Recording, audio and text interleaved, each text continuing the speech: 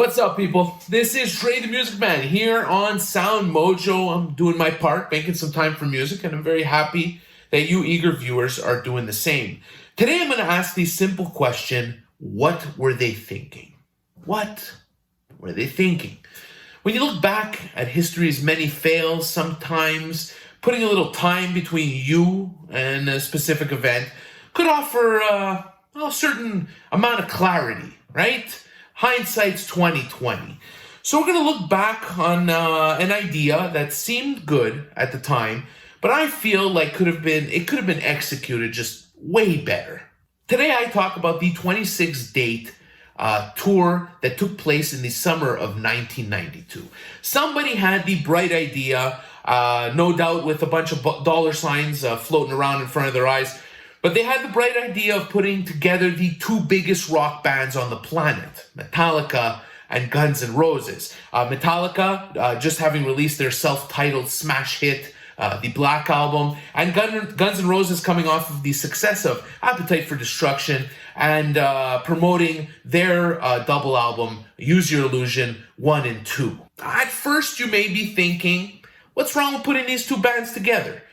They may have similar fan bases. Both of them are promoting new material. There must be tons of money to be made. Well, let me give you my take here. First and foremost, we must understand both of these bands are suffering the effects of substance abuse. Metallica, from what I understand, like to drink and break things, and Guns N' Roses was flirting with Mr. Brownstone or heroin and having all kinds of hedonistic, crazy, dangerous parties. Now, the drugs and the booze and the excessive partying, that's problem number one.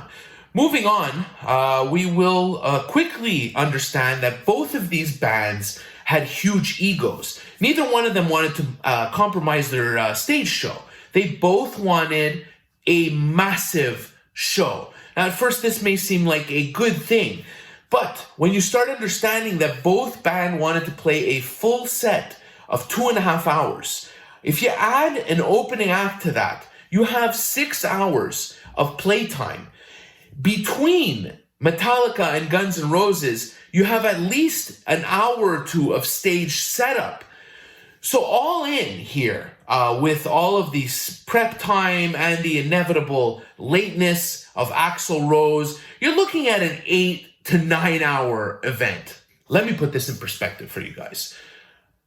Picture this. Standing in a crowd of 50 to 60,000 people, we're talking stadium tour here. 50 to 60,000 people, you've already seen Faith No More was opening much of this tour. So you've already seen Faith No More and Metallica. I can tell you what, after Metallica, personally, this guy would be spent. I'd be looking for some greasy food, cold drink, maybe. I definitely would not want to wait 2 hours to then watch an additional 2.5 hour set of Guns N' Roses. Is it just me? I can't be crazy on this one. You know what really gets to me? I just can't understand why these two bands weren't just touring separately. These are massive acts, okay? With nothing to prove. They're headlining acts. Even 30 years later, these guys are still filling up stadiums. So why not just attach two opening bands, two decent opening bands like Faith No More and Motorhead, who both at different points of this tour opened up the Guns N' Roses Metallica tour. So why not tack on a couple bands like that, and then each one of these bands would be able to tour on their own. No need for this big debacle, this big 8 or 9 hour event. And at the bottom line, this is what bothers me the most about it. The bottom line would have been that the tour would have been more lucrative. You'd have two tours. Better to split up the popularity of these bands than to put it together. I just can't understand that choice. Maybe if they were touring separately, the Montreal incident wouldn't have happened. Side note, hometown.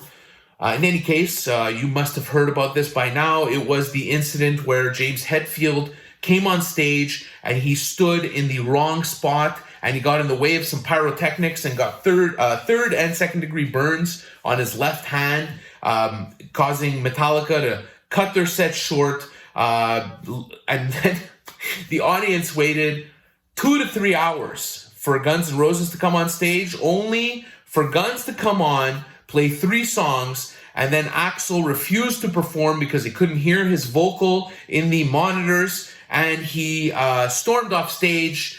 No money was refunded, and a riot ensued, causing $1 million worth of damage. What were they thinking? Why did they put these 2 bands together when it is so obvious to me that the experience would have been much better for the fans had each one of these bands played their own show? It's that simple. Hindsight's 20/20, I guess, right? Look, am I way off base? I'd like to hear what you think. I'd especially like to hear from you if you had been to one of the shows on this tour.